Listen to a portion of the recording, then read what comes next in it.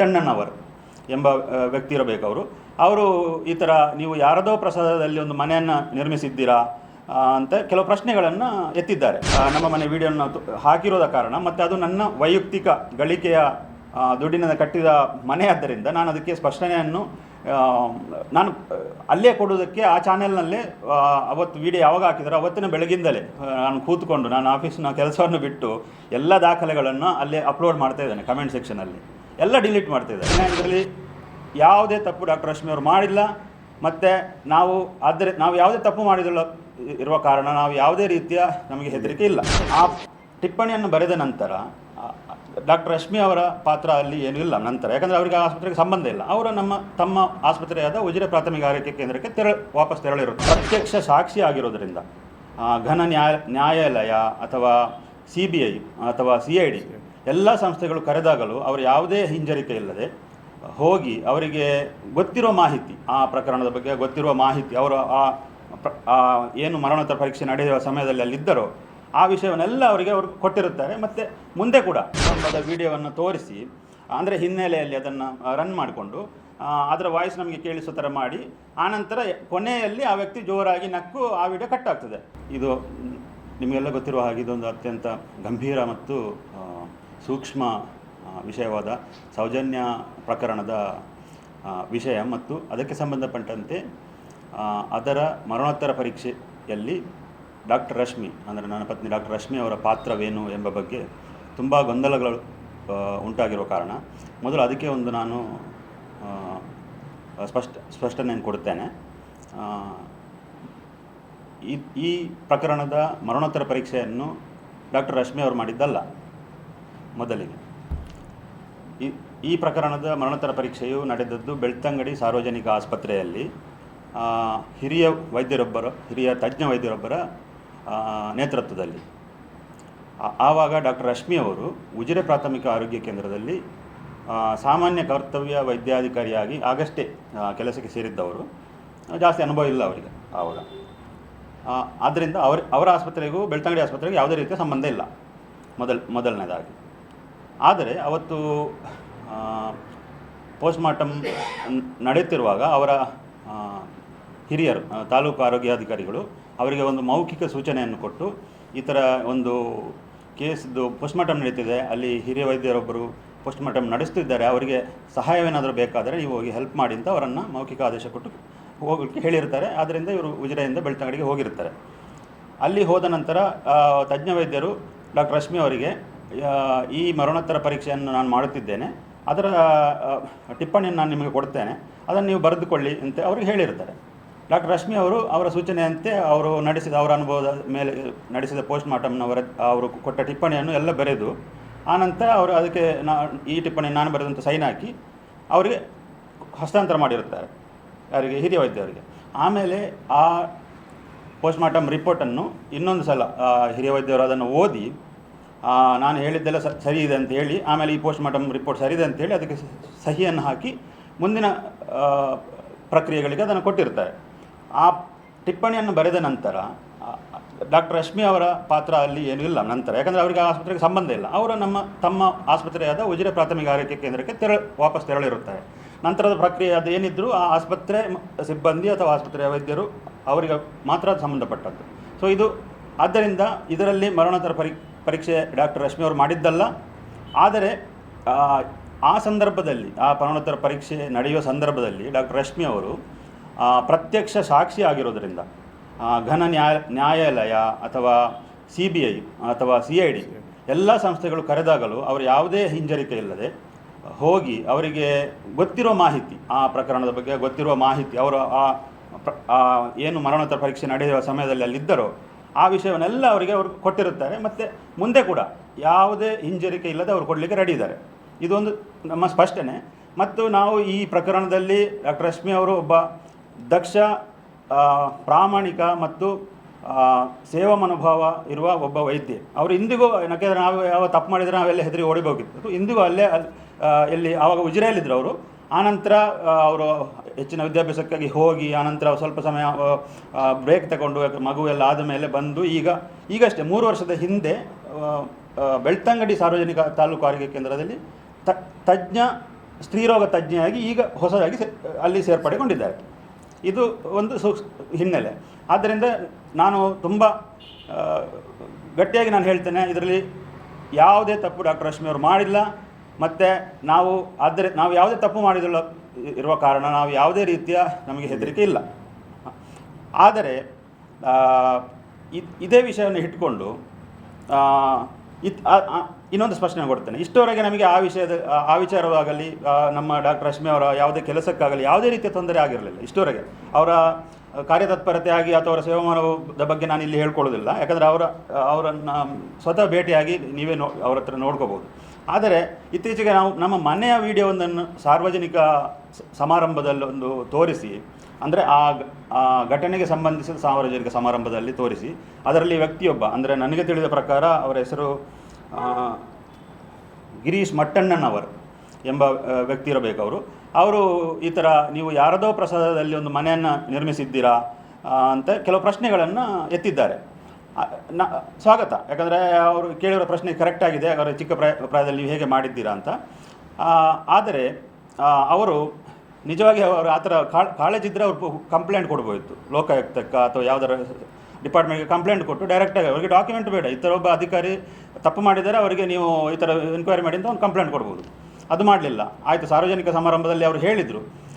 ಆದ್ದರಿಂದ ಆಮೇಲೆ ಆ ಸಾರ್ವಜನಿಕ ಸಮಾರಂಭದಲ್ಲಿ ಹೇಳಿದ ವಿಡಿಯೋವನ್ನು ಕುಡ್ಲ ರ್ಯಾಂಪೇಜ್ ಎನ್ನುವ ಚಾನೆಲಲ್ಲಿ ಹಾಕಿ ಡಾಕ್ಟರ್ ರಶ್ಮಿ ಅವರ ಪರ್ಸನಲ್ ವೈಯಕ್ತಿಕ ವಾಟ್ಸಪ್ನಿಂದ ಅವರದ ಫೋಟೋವನ್ನು ತಗೊಂಡು ಅದರಲ್ಲಿ ವಿಡಿಯೋದಲ್ಲಿ ಸೇರಿಸಿ ನಮ್ಮ ಮನೆ ವಿಡಿಯೋನ ಹಾಕಿರೋದ ಕಾರಣ, ಮತ್ತು ಅದು ನನ್ನ ವೈಯಕ್ತಿಕ ಗಳಿಕೆಯ ದುಡ್ಡಿನಿಂದ ಕಟ್ಟಿದ ಮನೆ ಆದ್ದರಿಂದ ನಾನು ಅದಕ್ಕೆ ಸ್ಪಷ್ಟನೆಯನ್ನು ನಾನು ಅಲ್ಲೇ ಕೊಡೋದಕ್ಕೆ ಆ ಚಾನೆಲ್ನಲ್ಲೇ ಅವತ್ತು ವಿಡಿಯೋ ಯಾವಾಗ ಹಾಕಿದಾರೋ ಅವತ್ತಿನ ಬೆಳಗಿಂದಲೇ ನಾನು ಕೂತ್ಕೊಂಡು ನಾನು ಆಫೀಸ್ನ ಕೆಲಸವನ್ನು ಬಿಟ್ಟು ಎಲ್ಲ ದಾಖಲೆಗಳನ್ನು ಅಲ್ಲೇ ಅಪ್ಲೋಡ್ ಮಾಡ್ತಾ ಇದ್ದೇನೆ. ಕಮೆಂಟ್ ಸೆಕ್ಷನಲ್ಲಿ ಎಲ್ಲ ಡಿಲೀಟ್ ಮಾಡ್ತಾಯಿದ್ದಾರೆ.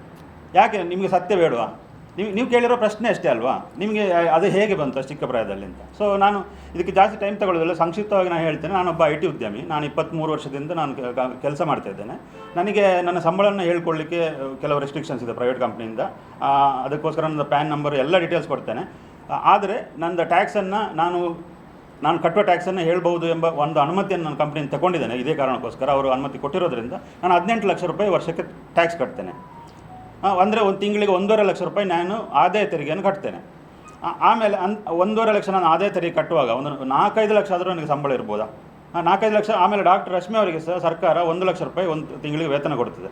ನಮಗಿಬ್ಬರಿಗೆ ಒಂದು 5-6 ಲಕ್ಷ ರೂಪಾಯಿ ವೇತನ ನಮ್ಮ ಇರುವಾಗ ನಾವೊಂದು ಮನೆ ಕಟ್ಟೋದು ತಪ್ಪಾ? ಅಷ್ಟೇ ಅಲ್ಲ, ಮತ್ತು ಅವರು ಆ ವಿಡಿಯೋದಲ್ಲಿ ತೋರಿಸಿರೋದು ನಮ್ಮದು ಒಂದು ಮನೆ ಅದಲ್ಲ, ನಂದು ಬೆಂಗಳೂರಲ್ಲಿ ಇನ್ನೊಂದು ಮನೆ ಉಂಟು. ಆ ಮನೆಯನ್ನು ನಾವು 2009ರಲ್ಲಿ, ಅಂದರೆ ಡಾಕ್ಟರ್ ರಶ್ಮಿ ಅವರು ಸೇವೆಗೆ ಸೇರುವ ಮುನ್ನ ನಾವಲ್ಲಿ 2008ರಲ್ಲಿ ಲೋನ್ ತಗೊಂಡು ಆ ಜಾಗವನ್ನು, ಇದು ಡಾಕ್ಟರ್ ರಶ್ಮಿ ಅವರ ತಂದೆ, ಇವರು HAL ಅಲ್ಲಿ ಒಂದು 40 ವರ್ಷ ಉದ್ಯೋಗಿಯಾಗಿದ್ದು ತಮ್ಮ ಜೀವನದ ಎಲ್ಲ ಶ್ರಮವನ್ನು ತಮ್ಮ ಮಗಳು ಒಬ್ಬ ಒಳ್ಳೆ ಡಾಕ್ಟರ್ ಆಗಬೇಕು ಅಂತ ಅದಕ್ಕೆ ಹಾಕಿ ಅವರಿಗೆ ಅಲ್ಲಿ ಒಂದು ಸ್ವಂತ ಮನೆಯೆಲ್ಲ ಕಟ್ಟಲಿಕ್ಕೆ ಆಗಲಿಲ್ಲ. ಆದರೂ ಸಹ ಒಂದು ಸೈಟ್ ಮಾಡಿದ್ರು. ಅದನ್ನು ತಮ್ಮ ಇಬ್ಬರು ಹೆಣ್ಣು ಮಕ್ಕಳಿಗೆ ಪಾಲು ಮಾಡಿ ನೀವಾದರೂ ಮುಂದೆ ಅದರಲ್ಲಿ ಏನಾದರೂ ಒಂದು ಮುಂದುವರಿಸ್ಕೊಂಡು ಹೋಗಿ ಅಂತೇಳಿ ಇಬ್ಬರಿಗೆ ಕೊಟ್ಟ ಕಾರಣ ಆಗ ಡಾಕ್ಟರ್ ರಶ್ಮಿ ಅವರಿಗೆ ಕೆಲಸವೂ ಇರಲಿಲ್ಲ ಸರಿಯಾಗಿ. ಅವರು 2009ರಲ್ಲಿ ಅದು ನಾವು ಬ್ಯಾಂಕ್ ಲೋನು ಜಂಟಿಯಾಗಿ ತಗೊಂಡು, ನಾನು ಮತ್ತು ಡಾಕ್ಟರ್ ರಶ್ಮಿ ಅವರು 25 ಲಕ್ಷ ಲೋನ್ ತಗೊಂಡು ಲೋನ್ ಡಾಕ್ಯುಮೆಂಟು ಮತ್ತು ಅದರದ್ದು ಲೋನು ಜಾಗದ ಪ್ರಾಪರ್ಟಿ ಡಾಕ್ಯುಮೆಂಟ್ ಎಲ್ಲದನ್ನು ನಾನು ನಿಮಗೆ ಕೊಟ್ಟಿರುವ ಇದರಲ್ಲಿ ಕೊಟ್ಟಿದ್ದೇನೆ. ಅಲ್ಲಿ ನಾವು 2009ಲ್ಲೇ ಮನೆ ಕಟ್ಟಿದ್ದೇವೆ. ಆ ಮನೆ ತಿಂಗಳಿಗೆ ನಾವು 25,000 ರೂಪಾಯಿ EMI ಅನ್ನು ಆವಾಗ ಅವ್ರಿಗೆ ಕೆಲಸ ಇಲ್ಲದಾಗ ನಾನು ಕಟ್ತಾ ಇದ್ದೆ. ಆನಂತರ ಈಗ ಅವರು ಡಾಕ್ಟರ್ ರಶ್ಮಿ ಅವರು ಕೆಲಸಕ್ಕೆ ಸೇರಿದ ನಂತರ ಅವರು 25,000 ರೂಪಾಯಿ ಅದನ್ನು ಕಟ್ತಾ ಇದ್ದಾರೆ ತಿಂಗಳಿಗೆ, ಪ್ರತಿ ತಿಂಗಳು. ಅದನ್ನು ನೀವು ಕೂಲಂಕಷವಾಗಿ ಪರಿಶೀಲನೆ ಮಾಡ್ಬೋದು. ಆನಂತರ ಇದು ನಮ್ಮ ಮಂಗಳೂರಿನ ಮನೆಯನ್ನು ತೋರಿಸಿ ಈ ಥರ ಹೇಳೋದಕ್ಕೆ ನಾನು ಸ್ಪಷ್ಟನೆ ಕೊಡ್ತೇನೆ. ಅದು ನಾವು ಇಬ್ಬರು ಶ್ರಮಪಟ್ಟು ಕಷ್ಟಪಟ್ಟು ದುಡ್ಡಿನಿಂದ ಕಟ್ಟಿದ ಹಣ. ಆದ್ದರಿಂದ ನಮಗೆ ಯಾರದೋ ಪ್ರಸಾದದಲ್ಲಿ ಬದುಕುವ ಅವಶ್ಯಕತೆ ಇಲ್ಲ. ಆದ್ದರಿಂದ ದಯವಿಟ್ಟು ನಿಮಗೆ ಇದರೆಲ್ಲ ಇನ್ನೇನಾದರೂ ಮಾಹಿತಿ ಬೇಕಾದಲ್ಲಿ ಆ ಜಾಗದ ಪ್ರಾಪರ್ಟಿ ಅದು ಯಾವಾಗ ಖರೀದಿ ಮಾಡಿದೆ, ಅದು ಯಾರಿಂದ ಖರೀದಿ ಮಾಡಲಾಗಿದೆ, ಮತ್ತು ಅದಕ್ಕೆ ಏನು ಲೋನ್ ತಗೊಂಡಿದ್ದೇವೆ, ನಾನು ತಿಂಗಳಿಗೆ 50,000 ರೂಪಾಯಿ ಈಗ ಸಹ ಅದರದ್ದು EMI ಕಟ್ತಾ ಇದ್ದೇನೆ. ಅದನ್ನು ಸಹ ನಾವು ಕೊಟ್ಟಿದ್ದೇವೆ ಕ್ಲಿಯರಾಗಿ.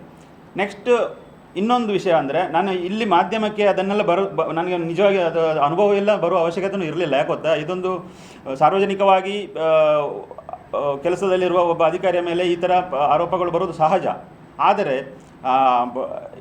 ಆದರೆ ಆರೋಪಗಳು ಅದು ಆಧಾರ ರಹಿತವಾಗಿದ್ದಾಗ ಯಾವ ರೀತಿಯ ಆಗಬಹುದು ಎಂಬ ಒಂದು ಚಿಕ್ಕ ಉದಾಹರಣೆ ನಾನು ಅದು ಉದಾಹರಣೆ ಅಲ್ಲ, ಅದು ನೈಜ ಘಟನೆ.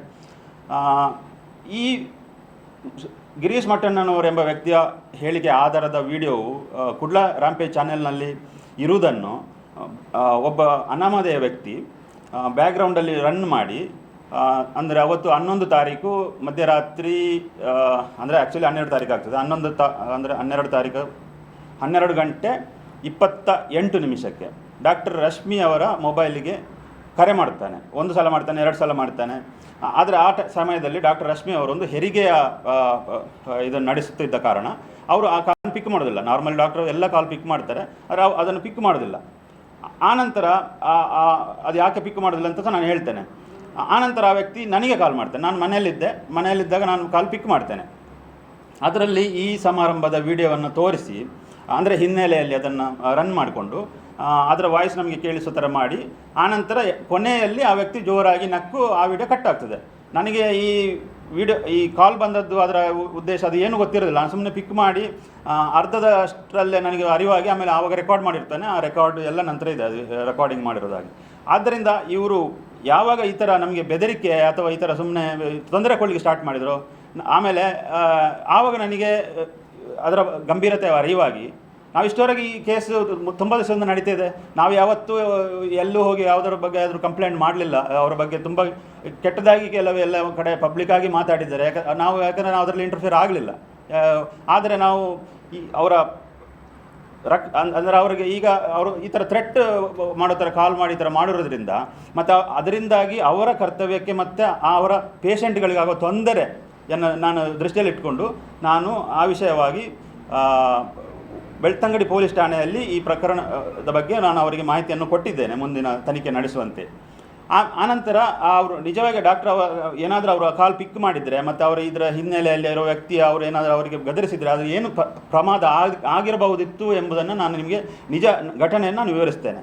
ಅವರು ಆ ಡೆಲಿವರಿ ಆದ ಕೂಡಲೇ ಆ ಮಗು ಉಸಿರಾಡ್ತಾ ಇರಲಿಲ್ಲ. ಅದಕ್ಕೆ ಆ್ಯಕ್ಚುಲಿ ಇದು ಜೀವ ಇರಲಿಲ್ಲ. ಇವರು ಅದು ಅಳ್ಳಿಲ್ಲ ಅಂತೇಳಿ ಅಷ್ಟು ಇವರು ಮತ್ತು ಇವರ ಸಹವೈದ್ಯ ಇಬ್ಬರು ಸೇರಿ ಅದಕ್ಕೆ CPR ಕೊಟ್ಟು ಒಂದಷ್ಟು ಸಮಯ ಅದಕ್ಕೆ ಪ್ರಾಥಮಿಕ ಚಿಕಿತ್ಸೆ ಕೊಟ್ಟು, ಆಮೇಲೆ ನಂತರ ಅದು ಅಳುವುದಕ್ಕೆಲ್ಲ ಸ್ಟಾರ್ಟ್ ಮಾಡಿದ ನಂತರ ಅದು ಚೆನ್ನಾಗಿದೆ ಅಂತ ಹೇಳಿ ಗೊತ್ತಾದ ನಂತರ ಡಾಕ್ಟರ್ ಲಕ್ಷ್ಮಿ ಅವರು ಮನೆಗೆ ಬಂದಿದ್ದಾರೆ. ಮನೆಗೆ ಬಂದು ಮತ್ತು ನಾನು ಈ ಥರ ಆಗಿದೆ ಅಂತ ನಾನು ಅವರಿಗೆ ಎಕ್ಸ್ಪ್ಲೈನ್ ಮಾಡಿದ ನಂತರ ಅವರಿಗೂ ಇದರದ್ದು ಅರಿವಾಗಿದೆ. ಅದು ಯಾರು ಕಾಲ್ ಮಾಡಿದ್ದು, ಈ ಥರ ಅವರು ಅದೇ ನಂಬರು ಮತ್ತು ಅದರದ್ದೆಲ್ಲ ಸ್ಕ್ರೀನ್ಶಾಟು ಮತ್ತು ಅದರದ್ದು ವಾಯ್ಸ್ ರೆಕಾರ್ಡ್ ಎಲ್ಲ ನನ್ನ ಹತ್ರ ಇದೆ. ನಾನು ಅದು ಪೆನ್ ಡ್ರೈವಲ್ಲಿ ನಿಮಗೆ ಬೇಕಾದ್ರೆ ನಾನು ಕೊಡಲಿಕ್ಕೆ ರೆಡಿ ಇದ್ದೇನೆ. ಆದ್ದರಿಂದ ನಾನು ಹೇಳೋದಿಷ್ಟೇ, ಮಿಸ್ಟರ್ ಗಿರೀಶ್ ಮಟ್ಟಣ್ಣನವರವರೇ, ಮತ್ತು ಇದನ್ನು ಹಾಕಿ ಇಲ್ಲಿ ದಾಖಲೆಗಳನ್ನು ಕೊಟ್ಟರೂ ಕೂಡ ನೀವು ಅಲ್ಲಿ ಬರೀ ನೆಗೆಟಿವ್ ಕಮೆಂಟ್ ಮಾತ್ರ, ಯಾವ ಡಾಕ್ಟರ್ ಅವರ ಬಗ್ಗೆ ಒಳ್ಳೆಯ ಕಮೆಂಟ್ಗಳು ತುಂಬ ಜನ ಬರೆದಿದ್ದಾರೆ. ಅವರು ಒಳ್ಳೆಯ ಅಧಿಕಾರಿ, ಅವರು ಯಾವುದು ಈ ಥರ ಮಾಡಲಿಲ್ಲ ಅಂತ ಅವರೇ ಬರೆದದನ್ನೆಲ್ಲ ಡಿಲೀಟ್ ಮಾಡಿ ನೀವು ಬರೀ ಸುಳ್ಳುಗಳನ್ನು ಮಾತ್ರ ನೀವು ಈ ಥರ ಮಾಡಿ ಒಂದಷ್ಟು ಜನರನ್ನು ನೀವು ಈ ಥರ ಸಮಾಜದ ಸ್ವಾಸ್ಥ್ಯವನ್ನು ಹಾಳು ಮಾಡೋದ್ರ ಮೂಲಕ ಹುರಿದುಂಬಿಸೋದ್ರಿಂದ ಏನಾಗುತ್ತೆ ಅಂದರೆ, ಒಂದು ವೇಳೆ ನಾಳೆ ಅವರಿಗೆ ಏನಾದರೂ ವೈಯಕ್ತಿಕವಾಗಿ ಅಥವಾ ಅವರ ರೋಗಿಗಳಿಗೆ ಅವರು ಚಿಕಿತ್ಸೆ ನೀಡುವ ಸಂದರ್ಭದಲ್ಲಿ ನಾನು ಕಾರಣ ಕೊಟ್ಟನಲ್ಲ, ಅದೇ ರೀತಿ ಏನಾದರೂ ತೊಂದರೆ ಆದರೆ ಅದಕ್ಕೆ ನೇರ ಜವಾಬ್ದಾರಿ ನೀವೇ ಆಗುತ್ತೀರಾ, ನೀವಿಬ್ಬರೇ ಹೊಣೆ ಇದಕ್ಕೆ ಅಂತ ಹೇಳುತ್ತಾ ನಾನು ನನ್ನ 2 ಮಾತುಗಳನ್ನು ಮುಗಿಸ್ತೇನೆ. ಮತ್ತು ಇನ್ನೂ ಇದರ ಪ್ರಕರಣವನ್ನು ನೀವು ಸೂಕ್ತ ನ್ಯಾಯಾಲಯಗಳಿಗೆ ಒದಗಿಸಿ ಅಥವಾ ತನಿಖಾ ಸಂಸ್ಥೆಗಳಿಗೆ ಒದಗಿಸಿ ನಾವು ಅದಕ್ಕೆ ತುಂಬ ನಮಗೆ ಖುಷಿ ಆಗ್ತದೆ. ಯಾಕಂದರೆ ನಮಗೆ ಸಹ ಬೇಕು. ಯಾಕಂದರೆ ನಾವು ಸಾರ್ವಜನಿಕ ಜೀವನದಲ್ಲಿ ಬದುಕುವವರು, ನಾವು ಅತ್ಯಂತ ಪಾರದರ್ಶಕವಾಗಿ ನಾವು ಬದುಕುವವರು. ನಮಗೆ ಯಾವುದೇ ರೀತಿಯ ಇದು ಆಮಿಷ ಆ ಥರದ ಅವಶ್ಯಕತೆ ಇಲ್ಲ. ಯಾಕಂದರೆ ಡಾಕ್ಟರ್ ಅವರು ಆ ಥರ ಇದು ಗೌರ್ಮೆಂಟ್ ಸರ್ವಿಸಲ್ಲಿ 1 ಲಕ್ಷ ರೂಪಾಯಿ ಸಂಬಳ ತೊಗೊಂಡು ಯಾಕೆ ಇರಬೇಕು? ಅವರು ಸ್ಪೆಷಲಿಸ್ಟ್, ತುಂಬ ಅನುಭವ ಇದೆ ಈಗ ಅವರಿಗೆ. ಪ್ರೈವೇಟಲ್ಲಿ ಸೇರಿದರೆ ನಮಗೆ ಈ ಥರ ಯಾವುದು ಇನ್ನೂ 4 ಮನೆ ಕಟ್ಬೋಯಿತ್ತು, ನಮಗೆ ಇದು ಯಾವುದು ಸಾಲ ಸಹ ತಗೊಳ್ಬೇಕಾಗಿಲ್ಲ, ಮಾಡ್ಬೋಯಿತ್ತು. ಆದರೆ ಬೇಡ ಅಂತ ಹೇಳಿ ಅವರು ನಮಗೆ ಈ ಥರ ಒಂದು ಗೌರ್ಮೆಂಟ್ ಸರ್ವಿಸ್ ಮಾಡಬೇಕು ಅಂತೇಳಿ ಅವರ ಒಂದು ಆಸೆಯನ್ನು ಬೆಂಬಲಿಸೋದಕ್ಕೋಸ್ಕರ ಅವರ ಬೆನ್ನೆಲುಬಾಗಿ ನಿಂತು ನಾನು ಬೆಂಗಳೂರಲ್ಲಿ ಉದ್ಯೋಗದಲ್ಲಿದ್ದರೂ ವಾರಕ್ಕೆ 2-3 ದಿವಸ ನಾನು ಮನೆಯಲ್ಲಿ ಬಂದು ಅವರು ರಾತ್ರಿ ಹೋಗುವಾಗ ಅವರ ರಕ್ಷಣೆಗೆ ನಿಂತು ಅವರಿಗೆ ಸಪೋರ್ಟ್ ಮಾಡೋದು. ಯಾಕಂದರೆ ಒಂದು 4 ಜನ ಅವರ ಹತ್ರ ಬಂದು 4 ಜನ ಯಾರೋ ಬಡವರು, ತುಂಬ ಅವರಿಗೆ ಏನು ಅದು ಇದೇ ಗೊತ್ತಿಲ್ಲ, ಅಂದರೆ ಅವರಿಗೆ ಒಂದು 5 ಪೈಸೆ ದುಡ್ಡು ಇರೋದಿಲ್ಲ. ಅವರಿಗೆ ಒಂದು ಹೆಲ್ಪ್ ಮಾಡಿದಾಗ ಅವ್ರಿಗೆ ಆ ಖುಷಿ ಇದೆಯಲ್ಲ, ಅದರಲ್ಲಿ ಸಿಗುವ ಆ ಆನಂದಕ್ಕಿಂತ ಅದು ನಮಗೆ ಯಾವ ದುಡ್ಡು ಬೇಕಾಗಿಲ್ಲ. ಅಷ್ಟೇ ನಾನು ಅವರು ಅಳಿಸ್ತದೆ, ಅದೇ ಬೇಕಾಗಿರೋದು. ಈಗ ನನ್ನ ಇಲ್ಲಿ ಬಂದ ಉದ್ದೇಶವೂ ಅಷ್ಟೇ. ನಾನು ಈಗ ನಮ್ಮ ಮಾಹಿತಿಯನ್ನು ನಾನು ನಿಮಗೆ ಎಲ್ಲ ಕೊಟ್ಟಿದ್ದೇನೆ. ಅದನ್ನು ನೀವು ಸಾಧ್ಯವಾದಷ್ಟು ಜನರಿಗೆ ತಲುಪಿಸಿ ಸತ್ಯ ಗೊತ್ತಾಗಲಿ. ಯಾಕಂದರೆ ಮತ್ತೆ ನಾವು ಯಾವುದೇ ತನಿಖೆಗೆ ನಾವು ಬದ್ಧ. ಯಾಕಂದರೆ ಇದು ನಾನು ಇಲ್ಲಿ ಹೇಳಿದ ಕೂಡಲೇ ಅಲ್ಲಿಗೆ ನಿಂತು ಹೋಗಬಾರ್ದು ಅಂತಿಲ್ಲ. ಎಲ್ಲ ಯಾರೇ ವ್ಯಕ್ತಿ, ಈಗ ಅವರೊಬ್ಬರೇ ಅಲ್ಲ ಹೇಳಿರೋರು, ಇನ್ನು ಯಾರಿಗೆ ಡೌಟ್ ಇದ್ದರೂ ಅವರ ಬಗ್ಗೆ ಅವರ ಇನ್ಕಮ್ ಆಗಲಿ ಅಥವಾ ಅವರು ಗಳಿಸಿದ ಯಾವುದೇ ಬಗ್ಗೆ ಡೌಟ್ ಇದ್ದರೂ ನೀವು ಕೇಸ್ ಹಾಕಿ, ನಾವು ಅದಕ್ಕೆ ತುಂಬ ಪೂರಕವಾಗಿ ಮಾಹಿತಿಗಳನ್ನು ಕೊಟ್ಟು ನಾವು ಸಹಕರಿಸಲಿಕ್ಕೆ ಸಿದ್ಧರಿದ್ದೇವೆ. ಯಾಕಂದರೆ ಇದೇ ಥರ ಇನ್ನೊಂದು 10 ಜನ ಬರ್ಬೋದು ನಾಳೆ, ಅಥವಾ ಇನ್ನೊಂದು ಯಾವ್ದಾದ್ರು ವಿಷಯ ಇಟ್ಕೊಂಡು ಬರ್ಬೋದು. ಆವಾಗ ನಾವು ಎಲ್ಲದಕ್ಕೂ ನಾವು ಸ್ಪಷ್ಟನೆ ಕೊಡಲಿಕ್ಕೆ ಆಗೋದಿಲ್ಲ. ಯಾಕಂದರೆ ನಾನು ಆಯಿತು ನೀವು ನಿಮ್ಮ ಸಲಹೆಗೆ ನಾವು ತುಂಬ ಧನ್ಯವಾದ. ಯಾಕಂದರೆ ನಮಗೆ ಇದರಲ್ಲಿ ಅನುಭವ ಇಲ್ಲ. ನಾವು ನಮ್ಮ ವಕೀಲ ಮಿತ್ರರ ಇದರ ಬಗ್ಗೆ ನಾವು ಚರ್ಚಿಸಿ ಮುಂದಿನ ನಡೆ ತಗೊಳ್ತೇವೆ ಸರ್. ಆದರೆ ನಮ್ಮ ಮೇಯ್ನ್ ಇದಷ್ಟೇ, ನಾವು ಯಾಕಂದರೆ ಪಾರದರ್ಶಕ ಆಗಿರುವ, ಅವಾಗ ಯಾರಿಗೂ ತೊಂದರೆ ಇರಲ್ಲ. ಯಾಕಂದರೆ ನಾವು ಜನರ ಮಧ್ಯೆ ಬದುಕಬೇಕು. ಯಾಕಂದರೆ ನಾವೆಲ್ಲ ದೂರದಲ್ಲಿ ಕೂತ್ಕೊಂಡು ಬೆಂಗಳೂರಲ್ಲಿ ಕೆಲಸ ಮಾಡಿಕೊಂಡು ನನ್ನ ಥರ IT ಕಂಪನಿಯಲ್ಲಿ ಕೆಲಸ ಮಾಡಿದ್ರೆ ನನಗೇನು ಅದರದ್ದು ನನಗೆ ವರಿ ಮಾಡಬೇಕಾಗಿಲ್ಲ. ಅವರು ಪ್ರತಿಯೊಬ್ಬ ವ್ಯಕ್ತಿಯನ್ನು ಅವರಿಗೆ ಟೈಮ್ ಇಲ್ಲ. ಯಾಕಂದರೆ ಗೈನಕಾಲಜಿ ಎಷ್ಟಂದರೆ ಅವರಿಗೆ ಟೈಮ್ ಇರೋದಿಲ್ಲ. ಅವ್ರಿಗೆ ಯಾವಾಗ ಕರೆದ್ರೂ ಅವ್ರು ಹೋಗಿ ಅಲ್ಲಿಗೆ ಇದು ಮಾಡೋಕ್ಕೆ ಇದಿರಬೇಕು. ನಾನು ಪ್ರತಿ ದಿವಸ ಅವ್ರ ಜೊತೆ ಹಿಂದೆ ನಿಲ್ಲಕ್ಕೆ ಆಗೋದಿಲ್ಲ. ಅವರಿಗೆ ರಕ್ಷಣೆ ಕೊಡೋದಾರೆ. ಯಾಕಂದರೆ ಕಿಡಿಗೇಡಿಗಳು ಮಾಡೋದರಿಂದ, ಯಾಕಂದರೆ ಬೇರೆ ಯಾರೂ ಮಾಡೋದಿಲ್ಲ ಇಷ್ಟವರೆಗೆ. ಈ ಥರ ಇವರು ಪ್ರವೋಕ್ ಮಾಡಿ ಅದರಿಂದಾಗಿ ಯಾರಾದರೂ ಇದು ಮಾಡಿ ಅವ್ರಿಗೆ ಏನಾದರೂ ತೊಂದರೆ ಆದರೆ ಗ್ಯಾರಂಟಿ ಅದಕ್ಕೆ ಸುರೇಶ್ ಮಠಣ್ಣ ಅವರು ನಿಮ್ಮ ಈ ಅವಿವೇಕಿತನದ ಕೆಲವು ಆಧಾರರಹಿತ ಆರೋಪಗಳು ಮತ್ತು ಅದನ್ನು ಬರೀ ಅದರಲ್ಲಿ ಸತ್ಯವನ್ನು ಮುಚ್ಚಿಟ್ಟು ಅದು ಕೂಡಲ ರ್ಯಾಂಪೇಜ್ ಅನ್ನೋ ಚಾನೆಲ್ನವರು ಅದನ್ನು ಮತ್ತು ಇನ್ನೂ ಕೆಲವು ಮೀಡಿಯಾಗಳಲ್ಲಿ ಬರ್ತಾ ಇದೆ. ಬಟ್ ಅವರು ಅದರ ಬಗ್ಗೆ ಈ ಥರ ನೆಗೆಟಿವ್ ಅಲ್ಲಿ ಕಮೆಂಟ್ ಹಾಕಲಿಕ್ಕೆ ಆಪ್ಷನ್ನೇ ಇಲ್ಲ. ಅಲ್ಲಿ ಬರೀ ಅವರು ಈ ಥರ ಅವರಿಗೆ ನಡುಕ ಹುಟ್ಟಿದೆ, ಅದರಿಂದಾಗಿ ಅವರ ಆಸ್ತಿಗಳದ್ದೆಲ್ಲ ಇನ್ನೂ ಮುಟ್ಟುಗೋಲು ಆಗ್ತಾರೆ ಅಂತೆಲ್ಲ ಕೊಟ್ಟಿದ್ದಾರೆ. ಬಟ್ ಅದಕ್ಕೆ ನಮ್ಗೆ ಯಾವುದು ಭಯ ಇಲ್ಲ. ಯಾಕಂದರೆ ನಾವು ತುಂಬ ಟ್ರಾನ್ಸ್ಪರೆಂಟ್ ಆಗಿದ್ದೇವೆ. ನಮ್ಮದು ಎಲ್ಲ ಡಾಕ್ಯುಮೆಂಟ್ ಕೊಟ್ಟಿದ್ದೇವೆ. ಮತ್ತು ನಾವು ಒಂದು ವೇಳೆ ನಾನು ಏನಾದರೂ ಫೋರ್ಜರಿ ಮಾಡಿ ನಂದು ಇನ್ಕಮ್ ಟ್ಯಾಕ್ಸನ್ನು ಏನಾದರೂ ತೋರಿಸಿದರೆ ಪ್ಯಾನ್ ನಂಬರನ್ನು ಕೊಟ್ಟಿದ್ದೆ. ನೀವು ಹೋಗಿ IT ಅಧಿಕಾರಿಗಳಲ್ಲಿ ವಿಚಾರಿಸಿ ಅಥವಾ ಅಲ್ಲಿ ಬೇಕಾದ್ರೆ ಕೇಸ್ ಹಾಕಿ ನಾನು ಅದಕ್ಕೆ ನಾವು ಬದ್ಧವಾಗಿರ್ತೇವೆ. ಯಾಕಂದರೆ ನಾವು ಸಾರ್ವಜನಿಕ ಒಬ್ಬ ಅಧಿಕಾರಿಯ ಒಂದು ಕುಟುಂಬವಾಗಿ ನಾವು ಇದನ್ನು ಫೇಸ್ ಮಾಡಲಿಕ್ಕೆ ರೆಡಿ ಇದ್ದೇವೆ. ಮತ್ತು ಅದಕ್ಕೆ ಸೂಕ್ತ ದಾಖಲೆಗಳನ್ನು ಒದಗಿಸಲು ರೆಡಿ ಇದ್ದೇವೆ. ಮತ್ತು ಯಾವುದೇ ಕಾರಣಕ್ಕೂ ನಾವು ಯಾವುದಕ್ಕೂ ಎದುರಿ ಎಲ್ಲಿ ಓಡಿ ಹೋಗೋದಿಲ್ಲ. ನಾನು ಇರೋದು ಬೆಳ್ತಂಗಡಿಯಲ್ಲಿ. ನೀವು ಯಾವಾಗ ಬೇಕಾದರೆ ನನ್ನನ್ನು ಪ್ರಶ್ನಿಸಿ. ಲ್ಯಾನ್ಸಿ ಸೈಮನ್ ವಾಸ್ ಅಂತ ಅವರು ಅಮೆರಿಕದಲ್ಲಿರೋದು. ಅವರು ಏನು ಮಾಡಿದ್ರು, ನೀವು ಯಾಕೆ ಅದರದ್ದು ದುಡ್ಡು ಇದು ಮಾಡ್ತೀರಾ, ನಾನು ಆ ಜಾಗನ ನಾನೇ ಕಾರ್ಪೊರೇಷನ್ಗೆ ಜಾಗದ ಒಂದು 77 ಸೆಂಟ್ಸ್ ಎಷ್ಟು ಜಾಗ ಉದ್ದಕ್ಕೆ ಹೋಗ್ತದೆ ರೋಡ್ಗೆ, ಅದನ್ನು ಅವರೇ ಕಾರ್ಪೊರೇಷನ್ಗೆ ಗಿಫ್ಟ್ ಡೀಡ್ ಮಾಡಿ 11.33 ಸೆಂಟ್ಸ್ ಏನೋ ಅಷ್ಟು ನನ್ನ ಜಾಗಕ್ಕೆ ನಾನು ರಿಜಿಸ್ಟ್ರೇಷನ್ ಆವಾಗ ಮಾಡಿದ್ದೆ.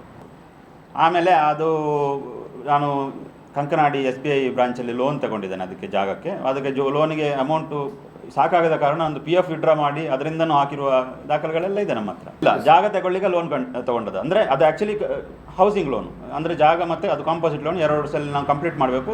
ನಾನು ಜಾಗ ತಗೊಂಡ ಕೂಡಲೇ 2 ವರ್ಷದಲ್ಲಿ ಒಂದು ಚಿಕ್ಕದಾಗಿ ಒಂದು ಸೆಟಪ್ ಮಾಡಿದ್ದೆ. ಆ್ಯಕ್ಚುಲಿ ಅದರ ಹಿನ್ನೆಲೆ ಇನ್ನೂ ತುಂಬ ಇದೆ, ನಾನು ಬೇಕಾದ್ರೆ ಹೇಳ್ತೇನೆ. ನಾನು ಒಬ್ಬ IT ಉದ್ಯಮಿ ಆಗಿದ್ದರಿಂದ ನನಗೆ ಒಂದು ಸ್ಟಾರ್ಟಪ್ ಮಾಡಬೇಕನ್ನೋ ಒಂದು ಹುಚ್ಚಿತ್ತು. ಅದಕ್ಕೋಸ್ಕರ ನಾನು ಅಲ್ಲಿ ಜಾಗ ತಗೊಂಡು ಒಂದು ಸ್ಟಾರ್ಟಪ್ಗೆ ಆಗುವಾಗ, ಈಗ ನೀವು ನಮ್ಮ ಮನೆಗೆ ಒಳಗೆ ಬಂದರೆ ಇದೇನು ಮಾರೆ ಈ ಥರ ಒಂದು ಒಳ್ಳೆ ಹಾಲ್ ಥರ ಇದೆ ಅಂತ ನೀವು ಕೇಳ್ಬೋದು. ಅದರಲ್ಲೆಲ್ಲ ಕಂಪ್ಯೂಟರ್ ಈ ಥರ ಕೂತ್ಕೊಳ್ಳುವಾಗ ಎಲ್ಲ ಹಾಕಿ ಒಂದು ಮಾಡಿರುವ ನಾನು ಆ ಥರ ಸ್ಟಾರ್ಟ್ ಮಾಡಿದ್ದು. ಆಮೇಲೆ ಅದು ನಾವು 2 ವರ್ಷದಲ್ಲಿ ಅದನ್ನು ಮುಗಿಸಿ ಆನಂತರ ಅದು ಸ್ಟಾರ್ಟಪ್ ನನಗೆ ಅದು ಮಾಡಲಿಕ್ಕೆ ಆಗೋದಿಲ್ಲ ಅಂತ ಸ್ವಲ್ಪ ಇದಾದಾಗ ಆಮೇಲೆ ನಮಗೆ ಮಗು ಸಾಯಿತು. ನಾವು ನೆಕ್ಸ್ಟ್ ಮಗುದ್ದು ಬಗ್ಗೆ ಯೋಚನೆ ಮಾಡುವ, ಅದರದ್ದು ಖುಷಿಯಲ್ಲಿರುವ ಅಂತೇಳಿ ಸ್ಟಾರ್ಟಪ್ ತಲುಪಿಸಬೇಡ ಅಂತೇಳಿ ಮತ್ತು ಅದನ್ನು ಮನೆಯಾಗಿ ಕನ್ವರ್ಟ್ ಮಾಡೋಕ್ಕೆ ಹಂತವಾಗಿ. ಅಂದರೆ ಆಮೇಲೆ ನಾವು ಲೋನ್ ತಗೊಂಡಿಲ್ಲ, ನಮ್ಮ ಉಳಿತಾಯ ಈಗ ನಾವು ಲೋನ್ ಕಟ್ಟಿ ಏನು ಉಳಿತಾಯ ಆಗುತ್ತಲ್ಲ ಅಮೌಂಟು, ಅದನ್ನು ನಾವು ಹಂತವಾಗಿ ಮಾಡುತ್ತಾ ನಮಗೆ ಎಷ್ಟು ಸಾಧ್ಯವಾಗುತ್ತಾ ಅಂತ ನಾವು ಮಾಡಿ ಈಗ ಅಂದರೆ 23 ಡಿಸೆಂಬರ್ 29ರಂದು ಎಲ್ಲರನ್ನು ಒಂದು 500 ಜನರನ್ನು ಕರೆದು ಎಲ್ಲರಿಗೆ ಯಾಕಂದರೆ ನಾವು ಶ್ರಮಪಟ್ಟು ಮಾಡಿದ್ದು, ಎಲ್ಲರನ್ನು ಕರೆದು ಊಟ ಹಾಕಿ ಒಂದು ಸಮಾರಂಭ ಮಾಡಿ ನಾವು ಹೌದು 10 ವರ್ಷ ಆದಮೇಲೆ ನಾವು ಜಾಗ ತಗೊಂಡು 10 ವರ್ಷ ಆಲ್ಮೋಸ್ಟ್ 10 ವರ್ಷ ಆದಮೇಲೆ ಅದನ್ನು ಫಿನಿಶ್ ಮಾಡಿದರೆ ಈಗ